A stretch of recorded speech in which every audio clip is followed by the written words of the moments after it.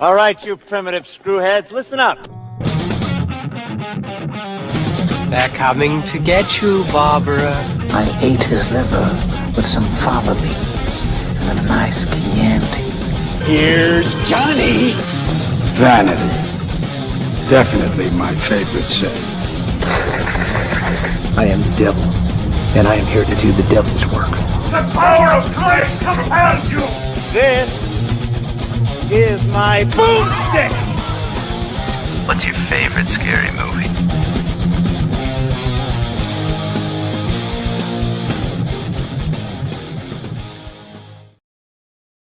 Hello.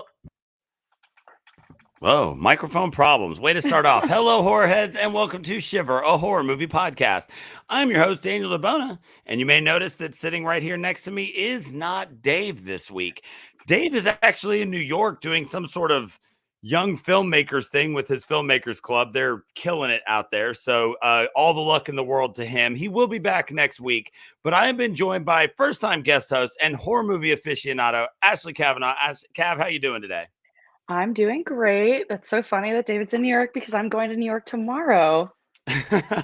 Yeah, Switching places. He's like the co-sponsor of the film club at his school, and they that's so managed cool. to get the money together to go to New York, and they're like making a short film while they're there. It's a whole thing. He's Oh, I can't very wait. excited. He That's knows really way cool. more about that side of movies than I do. But Cav, we're Not very right. happy to have you on. I know we've known each other for a while, Mhm. and you are a big horror movie fan. And Yes, I am. once we started exchanging some things on Facebook and stuff, I was like, man, I gotta have her on. So whenever we have somebody on for the first time, one of the things we always ask them is, where did your love for the horror genre start? How did this whole journey get going for you? Um, I had a hatred for it at first. I was kind of a scaredy cat of a child. I remember That's a some of my first. earliest memories, yeah, with horror is my dad. I was with him in Pennsylvania, and he had put The Grudge on. I think I was like 6 years old, Oh man. and that traumatized me for a while. And then I don't know, I must have been 10. He put Zombieland on, and that got me into like horror comedy to ease me in to Okay. that sort of thing. And then my uncle gave me a box set of the Nightmare on Elm Street DVDs, I and have I that would box fall set. asleep. I would fall asleep to a DVD every night, which is the opposite of what you're supposed to do with Freddy Krueger. But Yeah, exactly. but my love for Freddy has translated obviously very heavily. He's Yes. on a poster back there too. So that's I owe my horror love to Wes Craven and Freddy Krueger for sure. Not a bad place to get it from. Mine, uh, Nightmare on Elm Street is some of my earliest ones too. I have that exact same box set that you're talking Is about. it the That's one got where it makes up that he's got like the hat on it because it ends with New Nightmare, that one? Yes, that's the Yeah, exact same box set that I have. perfect. And yeah, I love that thing because I do like that's one of, if not my favorite franchises. So that's one that I revisit a Mhm. lot. I really do like that one. That's funny that you mentioned just the idea of like a dad kind of bringing his daughter into it. Like I'm slowly getting there. My daughter is 12. Aw. And so I'm trying, like I started to ease her in like with Monster House Oh and god, I love that. Beetlejuice. She's a big Beetlejuice fan. We, Yes. we got into that one. And I recently took her to see the new Haunted Mansion, and she was Oh, that was super so good. into We it. just watched that the other Yes, night. I like it a lot. And I mean, she was really into like that one really intense attic scene. She loved that. Yes. And so I'm always trying to find ways to kind of ease her in too. Mhm. So that's pretty cool that you come from that same side. And Yeah. actually a really good transition into the movie that we're going to be talking about today, because we are going to be talking about Scary Stories to Tell in the Dark, Woo. which is a book series Mhm. from the 90s that Guillermo del Toro decided to bring to life in 2019.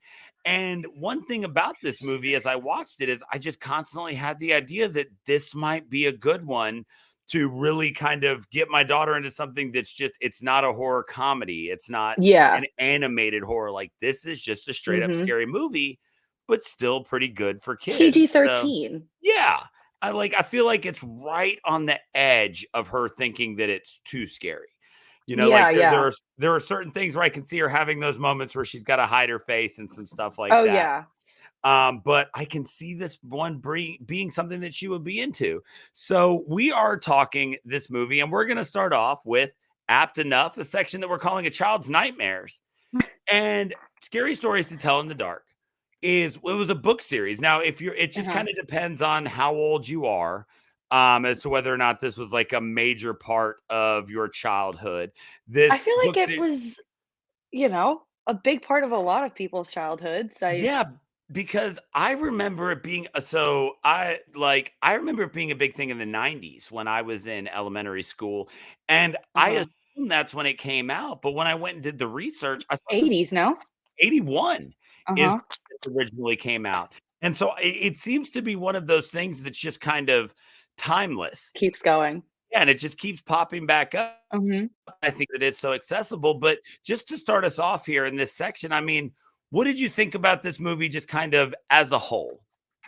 Overall, I remember hearing about it, obviously years ago when it was put into, like, pre-production and stuff, and I these aren't my copies, these are actually my fiance's copies that he got from his mother, but we've had yeah, we've had them sitting in our house for a while, and I I was really excited to see which adaptations they would be putting into the movie. I know the fan favorites are obviously, like, the Pale Lady, Harold the Scarecrow, Right. and the Jangly Man, from the books, and those illustrations, the original illustrations, nightmarish, uh, and you still think about them all the time, and when I heard the movie was coming out, I was very excited, and overall, the movie, it lived up to my expectations in the sense of, like, that practical effects wise sorta thing. Right. I'm sorry if you hear my cat in the background, he Oh, just it's okay.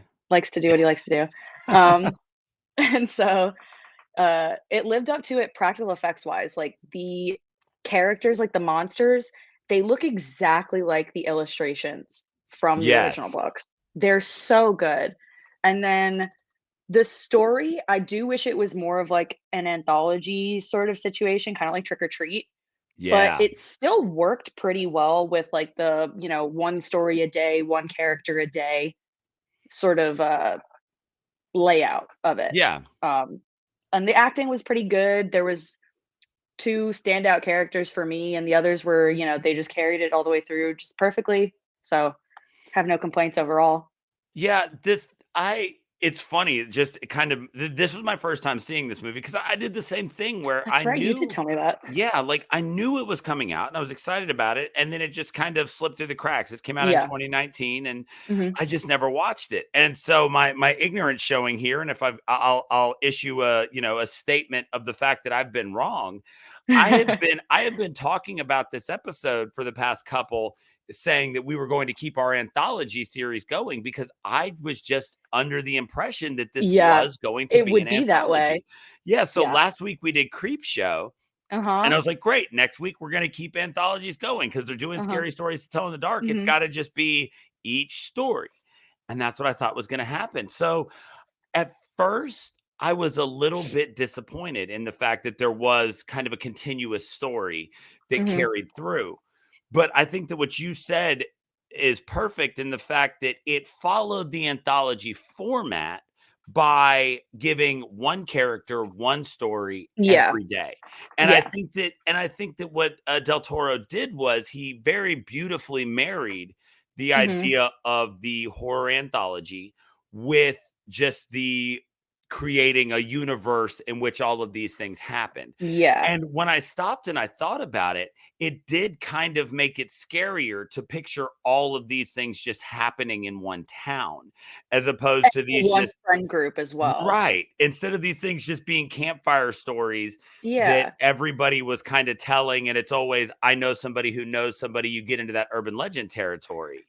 Well, see, I was thinking, I don't know if you've seen this, but the new Goosebumps series also just dropped on Disney Plus, and that is more if they were to do it as a series, Scary Stories, that would be awesome because it's one town, but it kind of just, like, picks and pulls everything. Hmm. But still, this way where you get one town, one friend group, you're all going through this all at the same time, and you're honestly just terrified about what's about to happen next, and there's that, anticipation of waiting for the book to write a new story, and you don't know who's gonna be next. Right. And so I really enjoyed that. I think you're right. I think a lot of the effects here were great. And Mhm. like I said, going back to the idea of this being something that can be, kind of cross generational, it's not very gory. Mm-mm. I mean, honestly, I think the worst cuss word dropped in here was at one point she busted into the house and said, "God damn it," or "God damn," or something like that. I think Oh, that's no, there's definitely some shits dropped in oh, there, okay. for sure. I'm just desensitized at this point, I suppose. There's no F-bombs as far as Right. I know. I think we get the odd asshole and Right. shit, but Okay, obviously well, within the PG-13 limits. that's all right. She's my daughter. She's heard me say it. She's heard all those things before.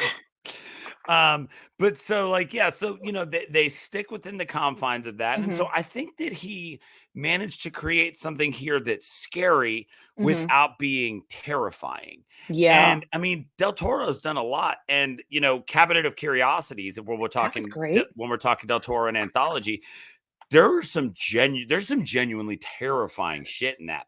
Yeah. Pigman's model still occasionally I will just randomly think of it and like get chills. And I know that he didn't direct all of those, but he kind of Uh-huh. oversaw it. So we know that this guy is capable of bringing the Mhm. scary. Well, And that I and, like, Pan's Labyrinth, where it's not necessarily a horror movie, but some of that stuff is but it downright is terrifying, though. especially to children, Yes. Oh my but it's still a perfect intro to, like, that kind of world. Pan's Labyrinth was far scarier than it had any yes, exactly. Far scarier. For if you're just listening Dude, audio-wise, you're yeah. missing out great on, Yeah. some great pantomiming here. But that movie was far scarier than it had any business being. Like, Oh, yeah. that was ridiculous. But so I love that this guy always flexes how good he is at doing different things. But one Mhm. thing, like you said, that you can always rely on is the special effects that Del Toro is going to bring.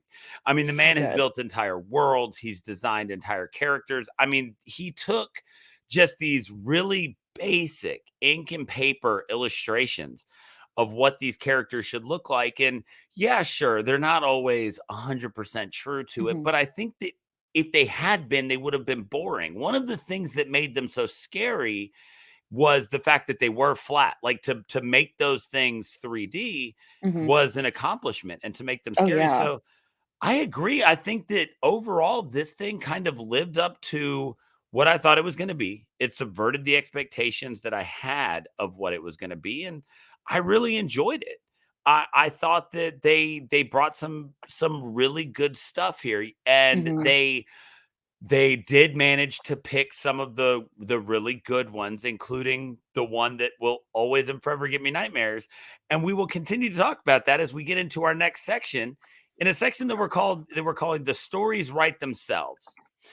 We've talked about the fact that he subverted the idea of the horror anthology while still kind of creating it and told a multitude of short, scary stories in Mhm. the guise of an overall thing. So when you look at the story for this movie, so let's look at it as two parts. Let's look at it as one as the kind of journey of our main characters, and another as how the actual stories and how they're portrayed on the film. Let's kind of do it like that. So take me Yeah. through what you thought of the story of this movie. The story, I like how I mean, obviously, we're set off in, the late '60s, it's Vietnam War time, and all of this is happening with the draft, and it's not something that kids today or even people my age, I'm only 25, it's not anything that we'd be necessarily familiar with, Right. right? But it sets the scene of that nostalgic sort of beginning where it's a small, sleepy town and, you've got a kind of a narrator and talking about all these happenings in the world around this small town, and you get the main character. And the main character is, a shy girl. She's kind of the loser of town or whatever. And she's sent on this tailspin journey with her friends. Right. And I like that story aspect. I mean, that's kind of I don't even want to say overdone because it's not overdone. It's one of the perfect, like, kind of tropes for horror movies or those, like, a hero's journey sort of Right. situations, or folk tales or anything like that. But I liked I like the story in the sense that, like we said, you're getting this all within one friend group. So you're not gonna get confused as to who's who, how are they connected, how are we why are we supposed to care about this one character versus should we care more about this character? It's all kind of rolled into one cohesive where they kind of just drop like flies sort of thing, I guess, you Right. know. Yeah, I mean, and that idea of the friend group that's slowly losing people, you're Yeah. talking about tropes. I mean, that was a Yeah. great way to keep that in there. I mean, that's a trademark of good Yeah. horror, right? So, I mean, you go to any slasher, and it's always Mhm. one group of friends that are getting killed. I mean, you go your Screams, your Fridays, your Mhm. Nightmares. It's always the same group of people getting picked off one by one. So again, taking a trope and changing it and bending it to fit what he needed it to do for this movie. So I agree. I think that that was a really good element to this. I really like the idea of this. It wasn't. I had this thought in my head when I kind of thought I saw where the movie was going to go, where they were going to read the stories and then they were going to play out. I Mm. really liked the fact that it wasn't just they read a Like a story. never-ending story type of deal? Yeah, like that, exactly like Never Ending Story, right? Like you're Yeah. reading it and then you get sucked into it. That's what Yeah. I thought was going to happen. I loved this idea that not only did the stories get written as they were happening, but that Mhm. the people in their friend group were specifically the characters in the story, because it Yeah. it added an element of tension, and maybe they can get there and stop it when Yeah. it's like, oh, okay, shit, this is happening to Augie, we know where he lives, like let's get there and stop it from happening. It wasn't just reading a story about some guy named Steve and trying to figure out who you hadn't talked to in a little while, and then be like, Yeah. "Oh, wait, who's heard?" Like like when they read it, it was like, "Oh my god, there's a kid named August in this story." Yeah. And then they were like, "Oh, wait, that's Augie's name." Like that type of stuff, I Yeah. think really added to it. Um, I loved the fact that they decided to set this in that, what was it, 69, I think? Yeah. 68, Yeah, 69, something like 68, 60, that. yeah, so 68, because it's when Nixon was running. It's when George Yes, Wallace, that's right. actually, as we're both Alabamians here, right? Like, it's when George Wallace was running for president. So, and so 68 being the year, because the idea of how do you get around the fact that the cell phone is the answer to a lot of horror movie problems, right? Well, So you go you managed to set this in a time when, okay, well, now that's not a factor, but it still felt like it made sense to be Yeah. placed there. Which, it's easy to just be like, oh, okay, well, it's in the 80s and nobody had them. And it's like, well, why? Why does the 80s have to be the right setting for this? Yeah. I think that because of the way they built this story, with Ramon being a draft dodger Mhm. and with this friend group, I mean, they're kind of a losers club. Yeah. Like they're obviously not the popular kids, and No. but all of that stuff fit into the way that they wanted to tell this story. And, Mhm. and I think that worked out really well. I did love with it being set there, the idea that it's like, okay, the Letterman jacket bully was still a thing in the 60s, right? Like, so Yep. it makes sense to have him. Like all of the characters fit that setting and it didn't feel Yes. forced, which No, no. I mean, it's the same way with, like, let's say, like, Stranger Things or something, where you have those kind of stereotypical characters for that era, and they make it fit, but the story still fits, like, say, Stranger Things, Satanic Panic and stuff like that, and then with this one, it's the Vietnam War and Draft Dodgers. They're all kind of weaved into that story interconnectedly, and it right. it still works. Yeah, and so that stuff was all really good. I enjoyed all of that. Like, honestly, overall story, the only complaint I had is something that is just making me sound like an old man yelling at clouds, because it just keeps becoming a complaint I have. But it's this idea that every movie has to end on the idea of we're gonna make a sequel. Yes. Like, Yep. I'm over the idea of turning everything into a franchisable IP. Like, it's Yeah. okay to just make a movie that has a beginning, middle, and end. And so And you that can was leave it open-ended without, like, 'cause especially the way they shot the ending, it just made it Yes. seem like there is a sequel, especially with the dialogue and, Oh like, my the god, just panning off to the trees and the and long car ride and the voiceover of, "And I'm never yes. gonna rest until I Yes. find my friends," like, No. It can for all just be open-ended without yeah. implying that there could be a sequel. Yeah, you can just have it to where she never found her friends, and you don't have Mhm. to have that voiceover of saying how, Yeah. it's everything's gonna be restless until she finds them. Yeah. Like, we're smart enough as movie viewers to be like, "Oh, maybe they'll make another one." Like, we don't need them to just, like, pull open our mouths and Yeah. shove it in there, like, "No, our Yeah. plans are to make 5 more."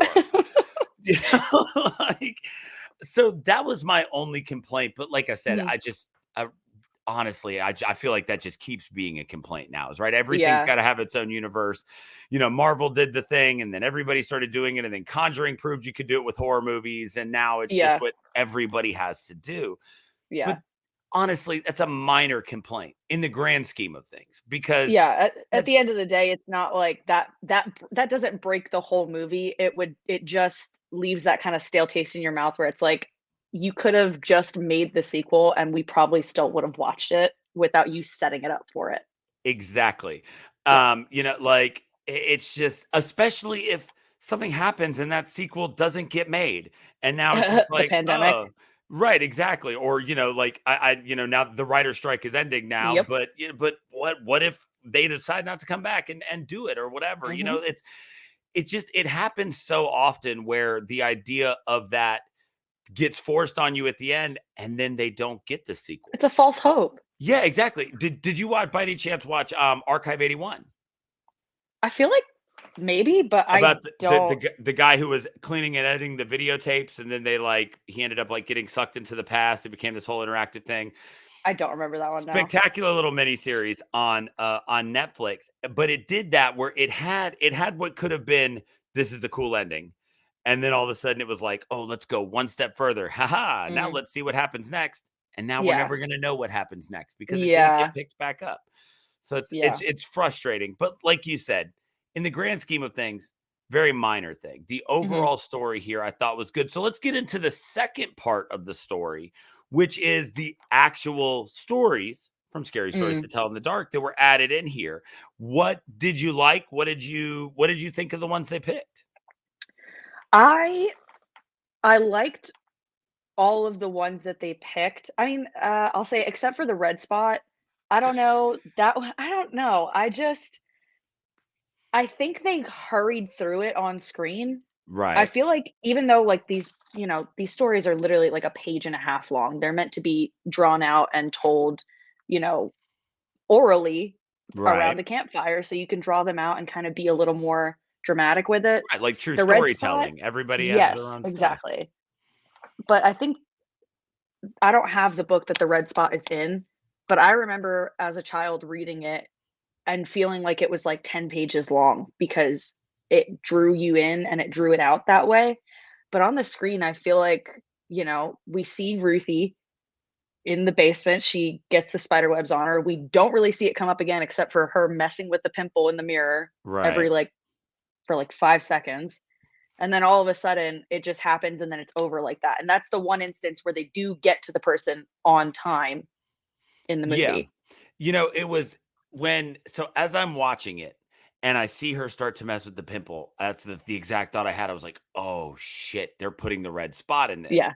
And I had that same thought where I was like, "Oh, like, so, uh, for anybody who listens all the time, or in case you don't, just something that's common knowledge about me, I don't fucks with spiders. Oh no, you're I just arachnophobic? Oh, in a big way. I don't Oh man. like if I walk into a room and it's just like one in the middle of the room, it's like, cool, you live here now. I'll head back outside. Like I don't like if like the only time I will ever even kill one is if it's just like suddenly on me and I can get to it. But if running away is an option, still choose it every time. Yeah, I mean, Jacob, he likes spiders. I actually almost got him a tarantula for his birthday last year. That Oh, ended up not happening. We have a snake, but no I, tarantula I yet. do snakes all Uh, day. I'm good with that. yeah, snakes are great. But no, if there's a spider around, we usually just get like the cellar spiders. But if I see one that's different than that, I'm like, you're the spider, like self-certified expert. You make sure that's not a black widow and it's not a brown recluse. and we'll leave him there. But Mm. if he's in the shower, he has to move because that's also my space. He can sit in the corners, but if he's encroaching onto my space, you got to move him outside or to another corner. Yeah, I have a real tentative accord with spiders at my house where it's like, look, if you're on the porch, Yeah, right? Like, totally. great, that's great. I love to be Totally. able to sit out here and not get eaten up by mosquitoes, right? This is Exactly. spectacular. I'm going to pretend you're Exactly. not there. I'm not going to acknowledge you, but I'm not going to kill you. But I'm sorry. Mhm. Once you're in the house, option one is run away. Like, but if I'm sitting down and then I can see you, it's over for you, Chief. Oh, Like, if man. but like I said, I'm not going to go chase one into the corner. Oh, But yeah. if I suddenly look down and there's one right there, sorry, man, you broke the rules. The I rules are don't you live blame out there, you. I live here. I do not Um, blame you. and so I remember seeing that I remember watching and they were like, and it was like, oh God. And she starts picking with the pimple, and I'm like, oh, it's going to be the Mhm. red spot. And I was like, okay, there's no way it's going to be like that bad, right? Because you were right. That was the one story that almost felt like a B storyline, right? Yeah. Like that was the one that kind of ran in the background over the Yeah. course of some other stuff happening. So I was like, Yeah. maybe we're just gonna, but like I can't. See, for you, that was me with the toe stew. Where's my big toe? Oh, yeah, no, like when the hair popped out or when the leg popped out and she touched it and it bent, like my stomach was, and Yeah. and even though it was clearly and obviously CGI, just seeing Yeah. a woman covered in spiders in a room covered in spiders Yep. was more than I was mentally prepared to Got handle some in that clenching moment. muscles going on and Oh just, yeah. So as much as I want to say like they didn't do it justice, I was like Yeah. in that moment, a piece of coal in my fist would have been a diamond because I was done. Yeah. So I absolutely understand what you're saying, but I did kind of like the way they brought that one to life. Yeah, and I definitely see that as, like, for people I mean, arachnophobia is such a common fear Right. amongst people that, like, they just had to include that because it's gonna get most people, and I just happen to be one of those people that, like, I'm not deathly afraid of spiders, so I'm like, that's terrifying, but also in, like, a measured context, I'm like, but not realistic, so I'm like, I don't know, it's one of those where it just didn't affect me. You say not realistic, but as somebody who's afraid of spiders, I'm like, no, I can totally see one laying a billion eggs inside my cheek, and that's a thing that could It's happen. like So that myth that happens where it's like you swallowed at least 6 spiders in your sleep a year or whatever it is. right, exactly. Or the thing where people are always like, oh, I knew somebody who ate some chewing gum, and it turns out it was a bunch of spiders' eggs or whatever. What? I don't. I've It's never one of- heard that, but Oh, it's one of those urban legends, like getting a fried rat in your KFC or whatever. Like, Oh, yeah. it's just or there's the one about the person who bought a cactus and one day it just started shaking and then it exploded with spiders. Have you never heard that one either? No. See, as an arachnophobic, I'm somehow drawn to these ideas of urban legends about. Well, I mean, like spiders. we had different I mean, I grew up in New York City, so like we didn't have a lot of nature around. So, our urban legends and like Are our about bedtime stories Timberland are boots. no, yeah, that and bed bugs. That is a New Yorker's biggest fear. Ah, Bed okay, bugs. Those okay, were our horror stories growing up. fair. Yep. So okay, so that one not so much. What'd you think of the others? I really loved the Pale Lady. I wish we would have gone a little bit more in depth as to like knowing that Chuck was having those dreams continuously, Right. sort of thing. Because I had seen something, I think on TikTok, where apparently the like folklore legend of this Pale Lady is that she comes into your dreams to warn you, to give you a chance to get away from her.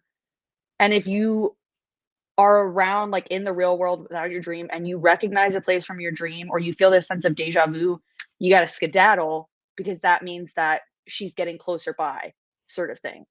So she gives you this opportunity to get away, but we never see that. And it kind of just gets plopped right there near the end. Right. And I mean, like they still did a fantastic job with like the special effects on that and the lighting and having the multiple, pale ladies kind of surround him and suck him in like a Jello monster sort of thing. It was know? it was funny when she reaches out and she hugs him like Like it a big hit. bear hug. Yeah, exactly. Like it hit this one angle where it was just like maybe that's kind of nice. right? Right? Like No, it's yeah. yeah, like it's that concept of like, sure, getting pressed to death sucks, but there's probably like 2 or 3 minutes in there where it's really nice It's before really they add one more comforting. stone, right? Yeah, Yeah. like it was the same thing. I was like, I mean, I wouldn't mind if just some giant woman showed up and started hugging me. Give You know, me a it's bear like, hug. I yeah, love it. exactly. Like there was a minute there was like, maybe this is a nice one, and then yeah, he gets sucked into her. So you're like, Yeah, I love it when she pats her belly at the end of it too. It's so bizarre, but I loved it. And then what was it? Harold. We have to talk about Harold, obviously. yeah, That's, everybody remembers the Harold illustrations from the book, and I I liked what they did with it, and I was confused as to why Tommy hated the Scarecrow so much at first, but then I right, remembered that the original story in the book was the 2 farmers who had him based his, like, facial features off of another farmer they hated, and so right. anytime something went wrong in their lives, they would take it out on the Scarecrow. And I was like, "Oh, well, I guess, Tommy's mom was yelling at him and, 'Are you drunk again?' And, 'You have to go deliver these eggs.'" And so he took everything out on this Scarecrow because I guess he didn't have any siblings, Right. sort of thing, And and yeah, that was his outlet. and because the losers club, kind of banded up against him and ran away, so you can Yep. only He's fully having a bad one. night, so Yeah, he it has was to it take was it out on the Scarecrow. it was a rough night to be a jock who was very excited to just get enrolled in the army. Yeah, what he says, like, it's no shock that he wanted to go, shoot some commies or whatever it was. Yeah, exactly. The Herald one, I thought they did a fine job with that Mhm, one. It like I again, that was one where it was a good combination of practical effects and mhm, CGI with mhm, him walking. I did really like that one. I just, one thing that really came across for me that I loved was that moment where they go to the red room, right? Which there was, records and whatever division. record entry data or something like Yeah. that. And so they go in there and they find the wax cylinder and they're Mm, listening to Sarah Bellows mhm, go through electric shock therapy, and they find yeah, out that her family essentially tortured her and mhm, kind of turned her into this thing. And so you get this idea that, because they meet Lulu, right? And mhm, she's like, I didn't teach her anything. mhm, And then you eventually realize that her family was so worried she was gonna become a whistleblower that yeah, they broke her and turned her into this thing. yes, And so I really did love that extra element getting yeah, added to it, because you didn't just create some person from the past who is a witch who learned it from, like the house slave or whatever. yeah, It didn't just become some weird like voodoo thing. It was like, no, yeah, her family was fucking uh-huh, awful and they built this town. So of course she wants to take everything out on this town. This town represents everything she came to hate. yep. And And then at the so end, Stella's telling her, she's like, "You turned out to be now the monster that you didn't want your family, to make other people think that you were, and you turned into this awful, terrible thing because you were trying so hard to not be that yeah. awful, terrible thing." And I think that that's the through line story part that Mhm. ties all this together and makes it work the best Yeah. is you spend 2/3 of the movie creating this antagonist in Sarah Bellows that we're all just terrified of, Mhm. and then she becomes this sympathetic character, which Yeah. again, while tropey, was done very well.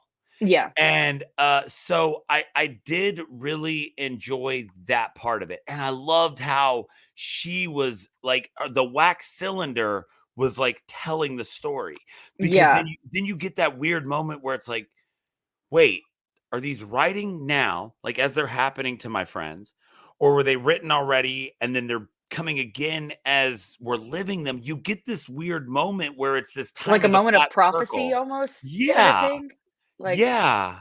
And so you get that really weird moment that just throws a little bit more in there. And it uh-huh. just adds something else to the story. So I really enjoyed that. Also, the second movie we've done on this podcast that involved wax cylinders, which Really? I What was the didn't. first one? Crimson Peak. Crimson Peak is Oh, the only reason I knew what that thing another was when Guillermo. he grabbed it. I was like, oh, it's a wax cylinder. It works like a record. Like, Mhm. and before Crimson Peak, never even heard of one. Another Guillermo So del Toro movie. yeah, exactly. Like, Does he have a thing for wax cylinders? Are they in any of his other stuff? Do we know about? you know what? Like, I wouldn't be surprised to go back and watch Hellboy and Right? find one at this point, right? Oh Like, my it gosh. fits the lore of Hellboy, which started I during know World War there's an II, old right? Victrola in Hellboy, and they have a record Exactly. player, but I don't know about a wax cylinder. Maybe he's just really into old audio. Maybe. Like that's Yeah. just Yeah. he's just fascinated by the history of recording audio. It is interesting, I will say. You're not wrong. So, as the stories kept playing out, so you had mentioned that the one that was for you was the big toe. Why did that one get you so bad? I don't know. It's uh, not necessarily because it's not like actual cannibalism because he didn't mean to do it, but that kind of like forced cannibalism sort of thing where, Right. you know, my two biggest examples of another times that I was disgusted by that was there was an episode of Criminal Minds back in the day where I think it was Jamie Kennedy who was playing the killer and he had cut up all his Correct. victims and during the search parties he volunteered to feed all the volunteers who were searching for his victims and he fed them his victims. Oh, get the fuck out of here. Are you Yes. serious? I'm so serious and I love Criminal Oh Minds. my That was one that God. stuck out of my head from when I was a kid. And then American Horror Story Apocalypse Yes. where they're in the bunker and he goes, "Oh my god, the stew is stew." And they all start gagging because, they killed one guy and they put him in the stew. Right. It's that like I I'm very picky about food and like how it's prepared and stuff. And I very thoroughly vet restaurants and like reviews and I have to know their health code scores and stuff. And it's just one of those things where that is something that really gets to me. And then, you just see it kind of like gurgle, gurgle up to the surface and then he eats the whole thing. How do you not see that How right do there? you There's a get an whole entire toenail, toe in your mouth? a whole toenail. And I remember the first time watching that and I lost it. And I was like, "Oh my god, I'm gonna throw up." Like, I can't. And so I had to like look away when I knew that's what the story was. I couldn't do it. Okay, so sidebar before I do my Yeah. big toe. What's the minimum health score that you'll eat at a restaurant? So in New York, we have the codes posted on the exterior of the building in a letter grading. And Right. so when I was a kid, my grandparents instilled in me, they were like, if it's a B, you still got to be careful, but like you got to go for the B's and the A's. And I remember one time we went outside of New York City to eat somewhere, didn't check the health score. My entire family got food poisoning. Oh my God. So that is definitely instilled in me. And, I'm like super emetophobic, which is like, I don't like to throw up. I'm afraid of it. I used to cry and cry and cry. And I woke up to my sister vomiting from her top bunk. Oh my God. Um, so that was not fun. And that's that. But down here, it's a little different. They're still obviously clearly posted, but I would say like a 90 is like the lowest Okay. I'll go. Okay. It's It's I have to, it's funny getting some knowledge of how that works. And I promise I'll get back on the rails in a minute. But you say that the letter health scores are posted on the Mhm, outside. I was watching Bob's Burgers and I saw them do that with like the letter rating and they posted it in the mhm. window and I was like, health scores aren't done in letters. This is stupid. Now I know that it is some In New places. York City, they are, and I mean, I'm pretty sure Bob's Burgers probably takes place in either Jersey It's like or Long Island, maybe. I was We're about not to say sure. They never it's always say, kind of seemed like Jersey. but I think some places in Jersey, like some, jurisdictions do it Okay. like that up there as well. Well, there we go. For me with the big toe, the part that gets me is when it came to campfire stories Mhm. and the stories that you would tell your friends at sleepovers, and it was always the stories about someone who was looking for something that was taken from them Yeah. that got me. It was always the story about like some woman who died and her husband dug her up because he wanted her necklace or something like that. The And then Golden Arm, that's the what these golden stories arm. are based off Yes. of. Yes, the golden arm. Those are the ones that always messed with me because Really? yeah, because it's commonplace to when somebody dies to like split their stuff up, right? Yeah. And estate sales are a thing. Oh, It's yeah, one- like bringing an unknown object into your house sort of thing, and right. Like the that's one owner of the comes looking for it. It's one of the reasons I don't mess with estate sales, because I'm like, I'm not Really? about to. I'm like, I'll go walk around them, but Yeah. I'm always like, anytime I find something that's really cool, my immediate thought is like, man, what if they thought it was really cool and now they're gonna come haunt me to get it Yeah. back, right? Okay, that's valid. That's a valid. Like I'll buy comic books in an estate sale because it's like, oh, they're just comic books, right? But like What if anything you had a that looks, nerd ghost come after you? What would he do? he'd probably bitch at me for like not turning the pages delicately enough, or be upset that I even opened it. Oh my That's gosh. that's what the nerd ghost would haunt me Yeah. about. Like I love that. I kept it sealed for 40 years. Oh, you ruined it. And I'm just sitting there reading it like, man, it's a good green arrow. Like, Oh my god. That's great. but yeah, like those stories always. So when he just hears her like moaning from the Mhm. other room, and you see her just kind of like shuffling in, I was like, Yes. oh, that one, like, well, definitely not one of the scariest ones. That was the one that really, I did really like that one, like I said, but it was, whereas you were just kind of like had to look away from it. I was like, oh yeah, like this is the type of scary story I want to see brought to the Yeah. screen. So I think we hit them all, right? Yeah. No, we didn't hit the Jangly Man, Mitai Dowdy Walker. How could we Yeah. forget the Yeah, Jangly no, Man? can't forget that one. Right. Dude, So whoever the contortionist, his name is Troy James. I wrote that down. yes. He's amazing. Oh my Yes. god. Like, people were shocked to know that that was not special effects. Yes. But knowing, Guillermo del Toro and how he does, a lot of his stuff is practical. I was like, nah, that's a real person. Yes. He was incredible, and Mhm.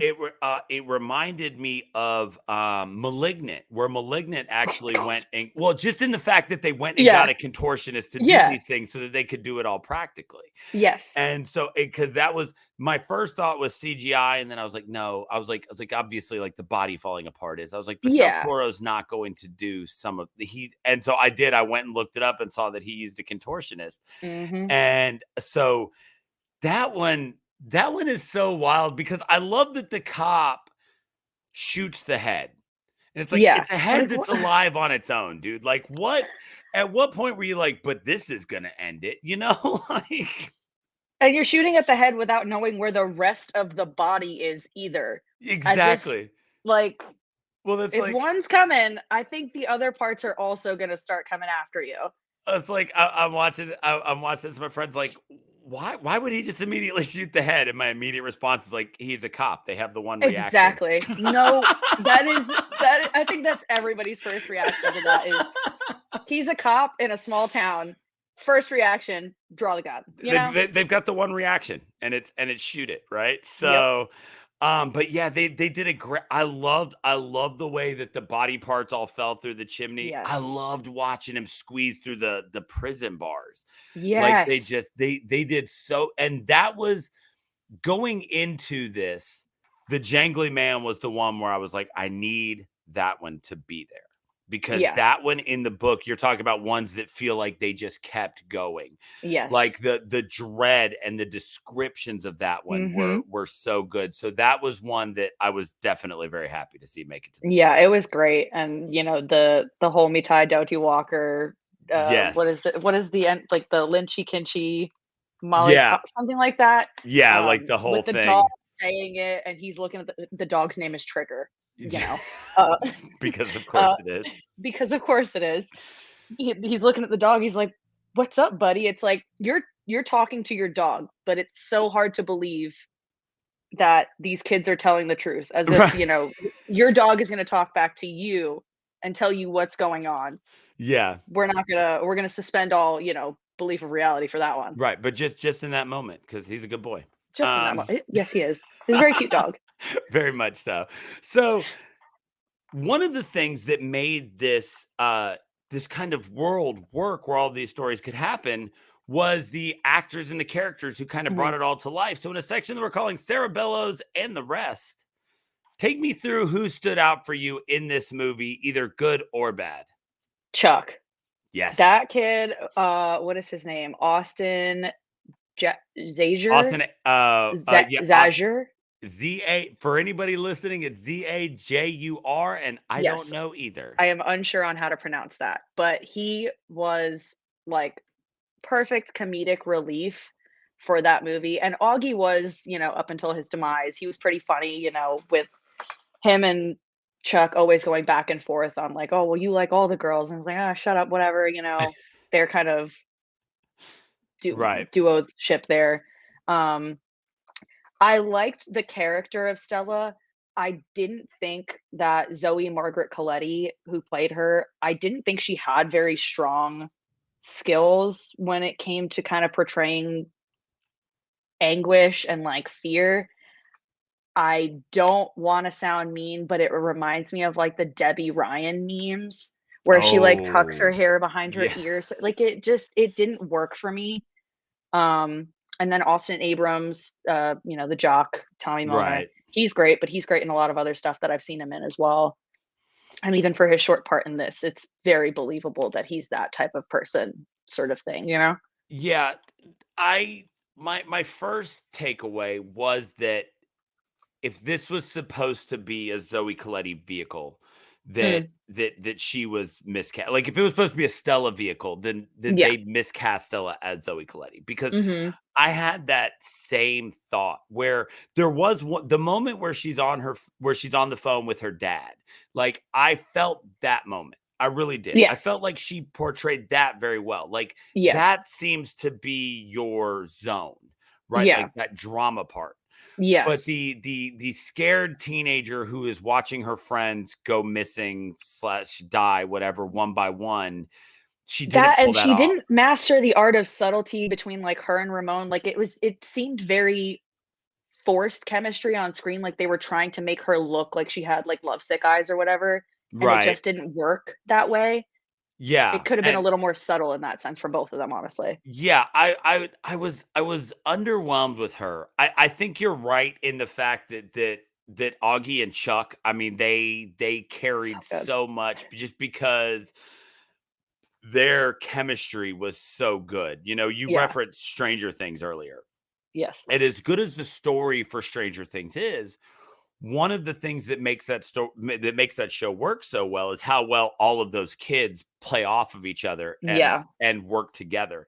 And Mhm. those two had that same chemistry that Mhm. that entire crew of Stranger Things has together. Yes. They had that, like, I could legitimately see these 2 dudes just hanging out, like, after they were Mhm. done filming, like, yeah, and then they Yeah. went and got lunch together, and they still crack on each other like that, like, it felt that natural, and, just the Absolutely. whole thing where he's like, "What are you, a clown?" He's like, I'm a Pierrot," Pierrot. Yeah, Pierrot, and he was so uppity about it, and Chuck just thought the whole thing was ridiculous, and just I mean, that's what dudes do, right? Yeah. Like even when your Yeah. friend loves something, if you think it's Oh, yeah. ridiculous, You wanna rag on it all yeah, the you time. just ride him about it.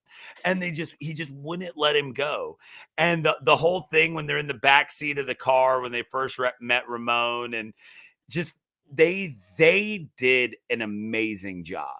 Yeah. And it really did. It made me that much sadder when Augie went kind of so early into everything because I Yeah. wanted more of Chuck and Augie. Yeah. Like, right, like I want B-roll of some sort of special feature So much. where we just see all the stuff that didn't make it because Yeah.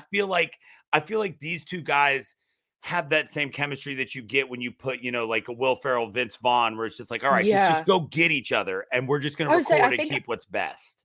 I'm not sure if this is true, but it seems like it would be that, Austin Zager, it feels like he improv'd a lot of his, like, little one-liners and quips, Right. because for the rest of, like, the one-liners and quips for the other characters, they seem so forced and written, and I don't know Hmm. if it was a matter of his delivery or that he actually improv'd them on the spot, but it was Right. great. Yeah. And so the other side of the Stella coin Yeah. is I never got like it's very rare that I finish a movie and just kind of feel flat about somebody, Mhm. but that's how I feel about Ramon. Like Mike, Yeah. I feel like Michael Garza just kind of did what he had to do. Like, I feel like he kind of portrayed that will they, won't they a little bit better Yeah. than Zoe Colletti did, but that wasn't exactly the biggest hurdle in the world, right? So Yeah. he was there and he did fine, but I think that you're absolutely right in the fact that Chuck and Augie, I mean, they were the They stole story the to show tell. for Yeah, sure. Like, they were great. I would have liked, and I mean, I don't know, right? Like like that idea of whether or not Sarah Bellows just kind of being a shadow of a mhm. character adds to her or takes away. That's something that I've been trying to kind of think of in the past 24 hours since I watched it. Is does it add to the character that we never actually, that we don't kind of see as Sarah Bellows? We don't put a face with that as all the bad stuff's happening, or does it kind of take away and you'd like somewhere to kind of point that fear and anxiety? You're definitely right, and I mean, in the beginning, I think it was Chuck who said he was like, "We've never seen to this day a photo of Sarah Bellows because they erased her from all the family portraits. There are no, photographs of her anywhere.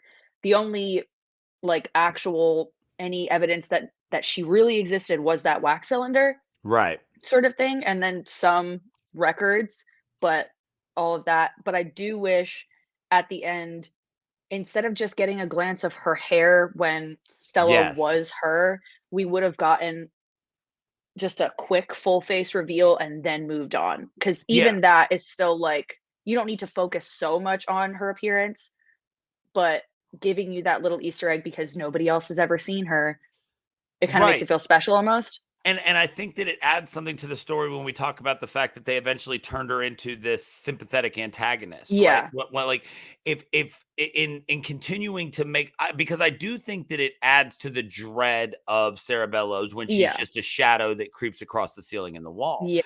But I think that once you cross that bridge into wait a minute, maybe we should feel bad for her. I Mhm. think that in that moment, yeah, we should have. I think that we should have got a face. I think that we should Mhm. have had kind of an idea of who Sarah Bellows was.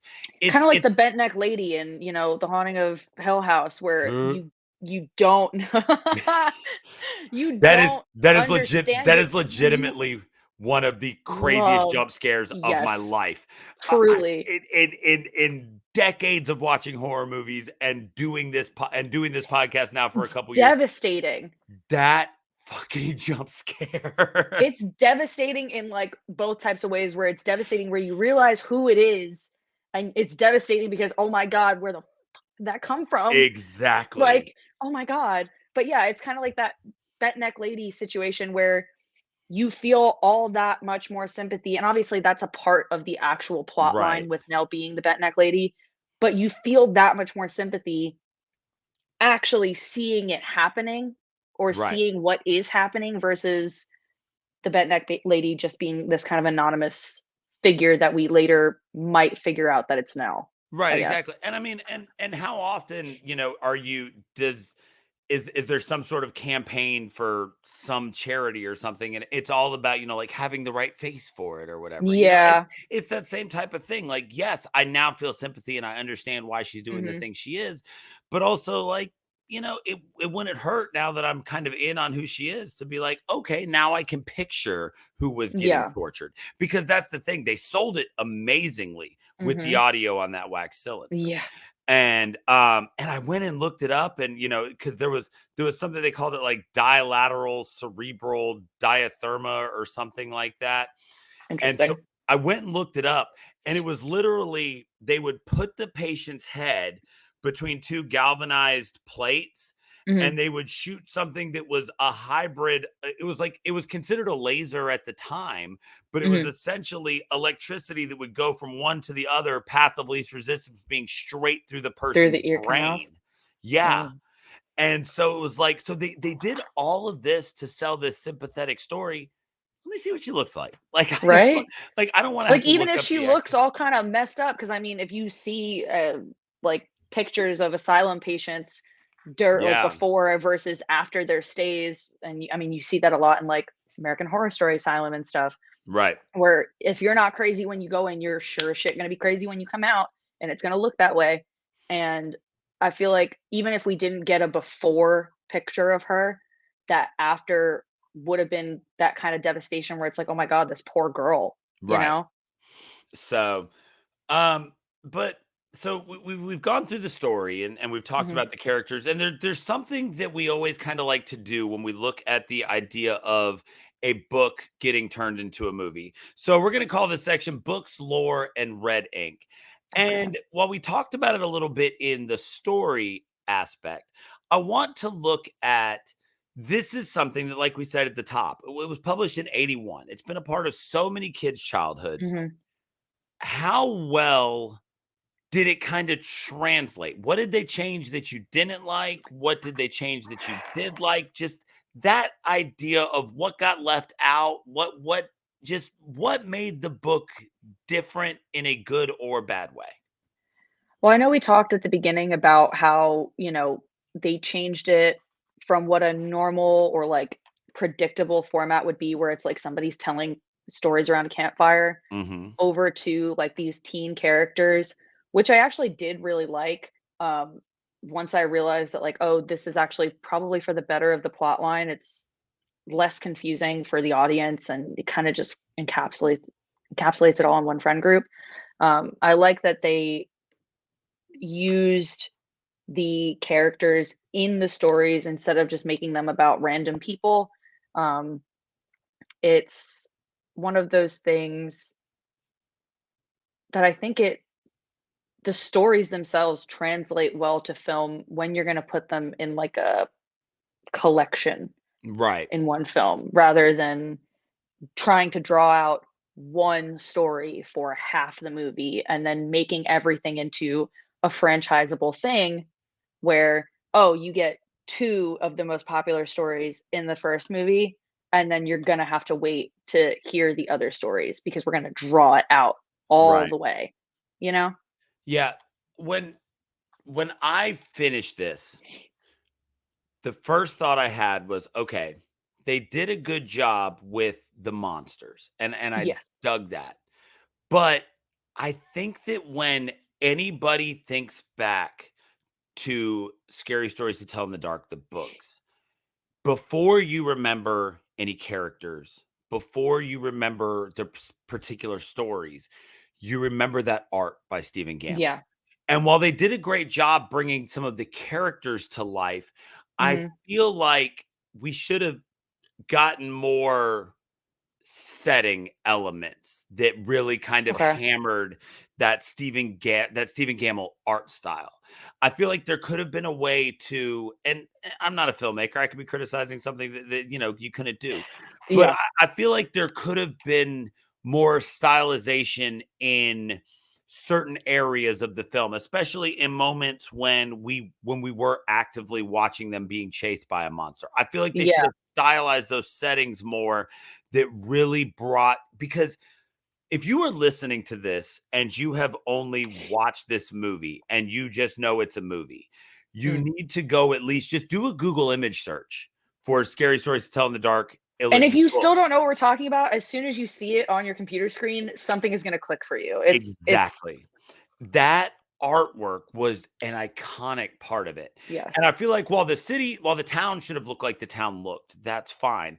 I feel like whenever we were actively engaged in a monster scenario where a story was being written, I would have liked to see a stylistic change kind of in setting and shooting, kind of like we got with the Red Room thing where Yeah. they changed out the lights. That one I felt was executed very well, because by those long shots down the hallway and the spinning cameras and realizing that there were multiple pale ladies and the red Mhm. lights, all of that stylistically felt like it fit that concept more, especially the idea of It throwing gives you this that one. sense of dread and that impending doom, and, there's just no escaping it. It's gonna keep and keep and keep going, and they did Yes, it very well with the camera and work then on that for and then sure. you throw that one color over everything, and you're immediately reminded that these weren't graphically colored Yeah, they're illustrations in the book. 2D ink Right, paintings, you know? and they created that atmosphere in that one. Yeah. I wish that we had gotten more of that through the others. I wish that when he was kind of coughing up the straw and stuff like that, that I don't know. It wasn't. I wished it would have looked different. And like I said, I'm not a filmmaker. I don't know what I would have done, but that's not the way I kind of saw it happening. Yeah, If I that makes any definitely sense. I see what you mean, especially with the straw part where Tommy's, he's becoming Harold, the next Harold sort of thing. Mhm. I I don't quite. Oh, Harold steals your skin in the Yes. books. Yeah, he steals your skin and then he dries it out and he makes basically a leather double of you, like Buffalo Bill. Um, and so, I feel like that would have been cool to see that and to kind of give it a little more true to the roots, and even just like a distant shot of this kind of lanky, mechanical, almost scarecrow, like holding up a piece of skin to the sun. I don't know. It Right. just, yeah, it would be cool. Yeah, again, it's just that whole idea of it's like I'm not criticizing, just No, something that I yeah, wish would have been done a little bit differently yeah, because I feel like for as much as this did justice to the stories, I feel like it did not do justice to the illustrations that were yeah. in that were such a big part I was of gonna say those are that such book an for me. important part of why we remember the Right. stories so much. And so that was my biggest complaint about the translation from book to film. I think that you're Hmm. absolutely right in this idea of yeah, we're going to give you two of the ones you really want. Now hang around and we'll do two more or whatever. That's just a frustrating thing. Like I said, like I Hmm. talked about at the top, it's Hmm. okay to just make a movie. Like it really Hmm. is. Yeah, So, well, I mean, I think we've hit it all. I So think so. it's about that time where we are going to rate this movie. So we just like to remind everybody at this point in the podcast that we only rate a movie against itself, as it would not be fair to compare something like Scary Stories to Tell in the Dark to Night of the Living Dead. They're just not comparable. So what we do is we create a unique rating system for every movie. And Cav, as the guest host, you get to pick what that rating system will be. So we rate out of a possible 5. What are we rating out of a possible 5 of? I would say to rate the overall translation of it into a PG-13 horror movie, just through and through, base it just off of that, and I think that'd be, perfect to rate it against itself. Okay, so what 5 what? Like we don't do stars. We need 5 somethings. Ooh, ooh, hmm, scarecrows? Sure. Let's do it. Okay, so I like scarecrows. out of a possible 5 scarecrows, what are you giving Scary Stories to Tell in the Dark? I would say 3 and a lower half. 3 and a Well, lower half, yeah. well played. Well played. I'm kind of right there with you. I think that this was very good, and I did enjoy it a lot. I do think that the performance by Zoe Colletti as Stella kind of took away. Mhm. I do believe that there's something there. I did want some more of the artwork, Yeah. and so I kind of rate how much am I willing to take away for those things, and I feel like that's worth right around taking away 1.5. Mhm. However, the dad in me is going to give it I'm going to add the upper half because Okay. I do appreciate the fact that Del Toro created a movie here that I'm excited to try to watch with my daughter. And Yeah. so that is just a mushy, just kind of Yeah. thing to do. But I am going to go for it. I'm going to go for scarecrows on this Perfect. because I do think that while there are definitely some flaws here, what Mhm. was created is something that is a great bridge for Mhm. somebody like me who's been watching these forever and loves them to try to pass that on to my child who I'm kind of just trying to look. You're a daughter, so you Yes. you may remember these moments, but as a dad, it's hard to find things that you like that your daughter gives a shit about. Like, Yeah, oh, definitely. Oh, me and my dad, later on it became horror movies, but early on it was like music and stuff, right. and that's something we still talk about. But I mean, I don't have any kids of my own currently, but our niece, she's just now starting to get into that like Halloween, spooky vibes. She got a skeleton for her birthday that she carries around everywhere. It's adorable. Yes, that is great. But this movie, she's not quite ready for it. She's 5, but hopefully in another 5 or so years, I can be like, oh, well, this will be great to watch with her. Yeah. Once she starts getting into it more. It's like me and my daughter can't do music. She's a country music fan. I'm like, me and my sons, we've got no issues. We watch wrestling, we watch cartoons. We're here for it all. This is like trying to get her into like scary stuff is something that I feel like we might be able to do. Like I feel like I've primed that There's a engine little just hook in enough. there, and it's exactly. So I'm gonna go 4. Which when we average that out, it's 375 for anybody who listens. We don't do quarters. So we're going to call it a 3.5. Oh, no, 375. Yeah, we'll call it a 3.5. Honestly, we can call it a 4. Yeah. It's really not that different between that 3.5 and 4. So we're right in there. The official score being a 4 scarecrows out of a possible 5 for scary stories to tell in the dark. Cav, you've been awesome. It's hard to believe this is your first time coming on and doing this. I think you were great. We would love to have you back. If Slaughterhouse becomes a panel discussion, that would be so fun. If that goes full round table, then we will definitely be back. I see for the people watching, you've got your Instagram on here, but do you want to throw out any of that for anybody who's listening? Instagram is just going to be Cav Marie. TikTok is Cav Marie 13 if you want to follow me there. I don't post a whole bunch of horror content other than the occasional, the ranking filters that they do nowadays on TikTok. I love doing those. They're so fun. People really roasted me for my Scream one. Really? What'd you get the most heat for on your Scream one? I think I put Charlie somewhere in like my top 5. And they were like, you put Charlie above, I think it was Mickey. And I was like, I like Charlie. I'm sorry. I really liked Charlie and Jill. I think Scream 4 is the better of the franchise. But that's me, Oh well. They really roasted me for that one though. Well, fair enough. So make sure you follow Cav. She's when she does post stuff, it's great. You're also a big festival goer, right? So yeah. So music festivals. Yeah, so always posting quality content over there. And while you're out there looking for people to follow, if you are listening and not following, make sure you head to shiverpod.com where you can find links to all of our social media outlets. We are on Facebook, Instagram, Twitter, and YouTube. All of those places at ShiverPod. You can find us in all of those. Instagram is where we are the most active. That's where we post a movie we're going to be doing for this week. I try to come up with a couple memes a week, usually take the weekends off. So I do what I can.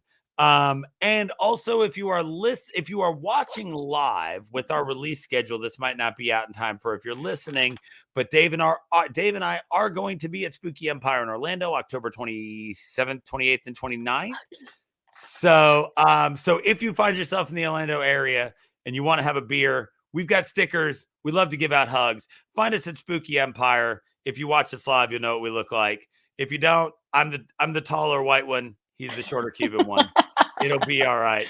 We're probably, I doubt that I like to think we'll stand out, but we won't. It's a horror movie convention and we're not going to be in cosplay. So we'll probably blend in better than a lot of people.